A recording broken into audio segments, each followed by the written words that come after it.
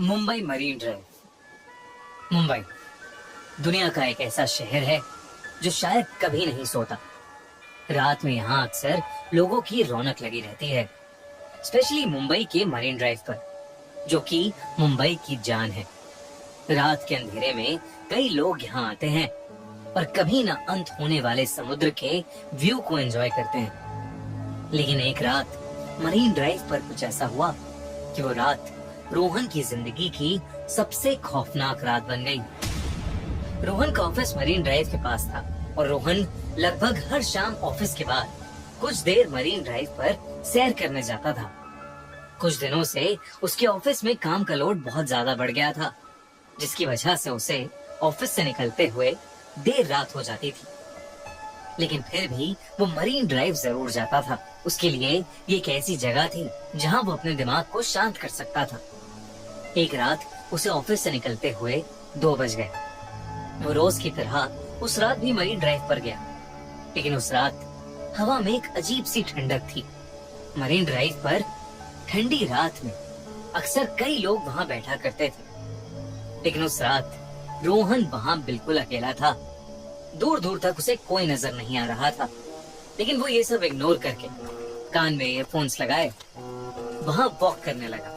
वो गाना एंजॉय करते हुए वॉक कर ही रहा था कि अचानक उसके ईयरफोन्स में आवाज आनी बंद हो गई।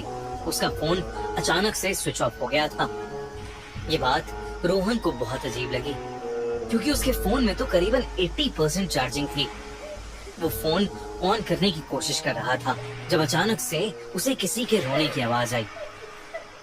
वो कुछ आगे चला तो वहाँ एक लड़की बैठकर रो रही थी।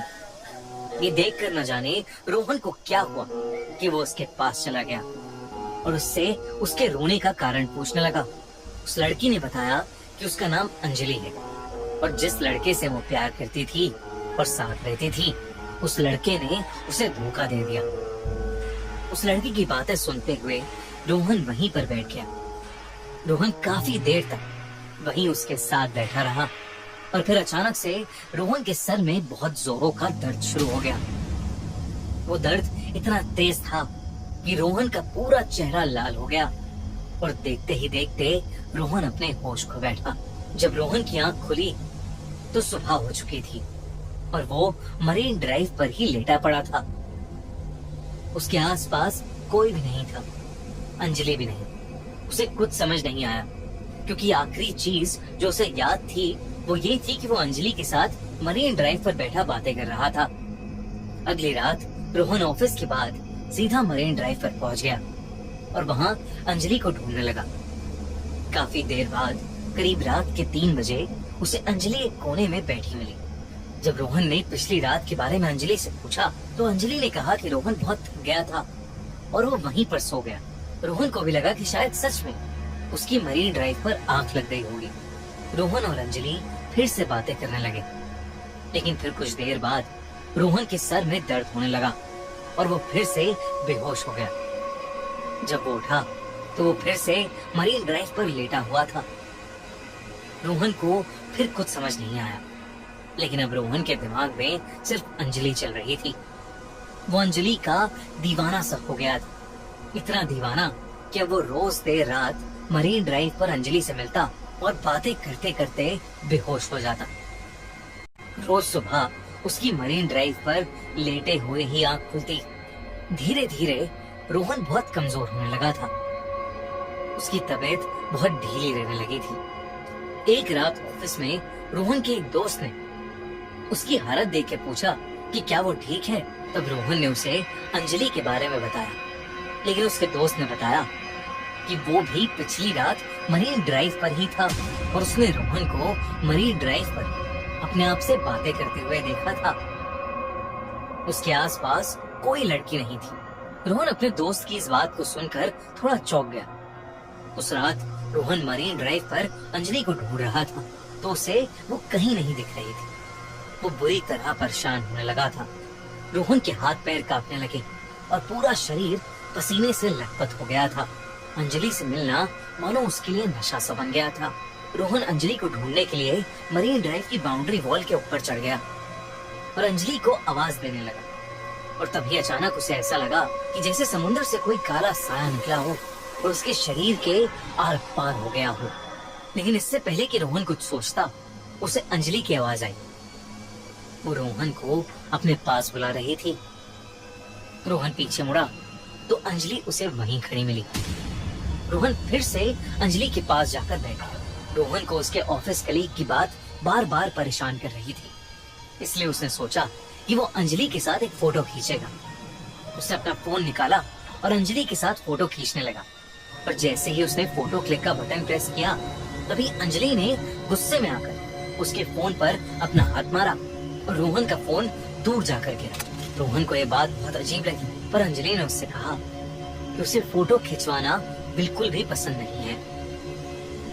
रोहन ने जब अपने फोन को उठाया तो उसने देखा कि उसके फोन में एक ब्लर्ड फोटो थी और उस फोटो में अंजलि के हाथ कुछ अजीब से काले दिख रहे थे। रोहन को कुछ समझ नहीं आया।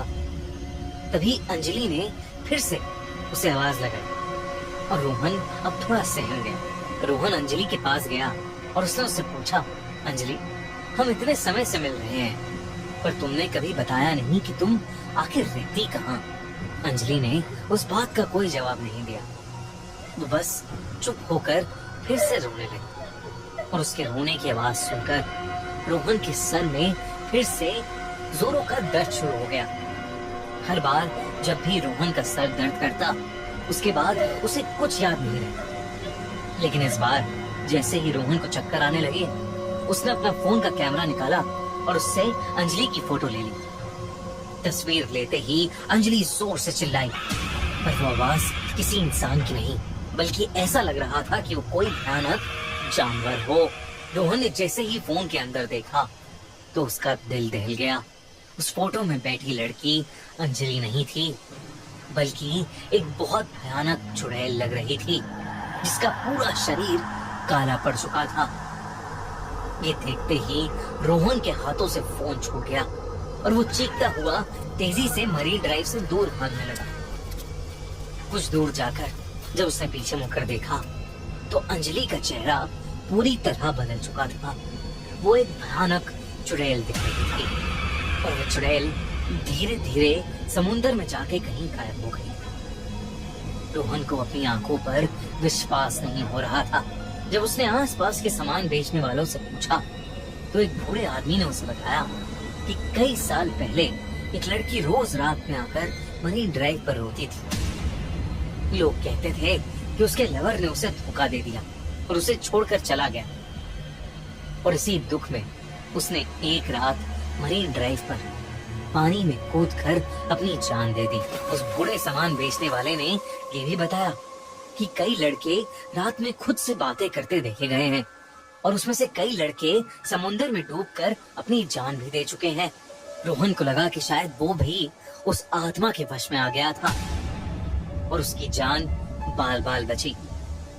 उस रात के बाद रोहन फिर कभी मरीन ड्राइव गया ही नहीं। लेकिन आज तक रोहन को रात में सपने आते हैं कि अंजलि मरीन ड्राइव के समुद्र के पास खड़ी रोहन को अपने पास बुला रही है।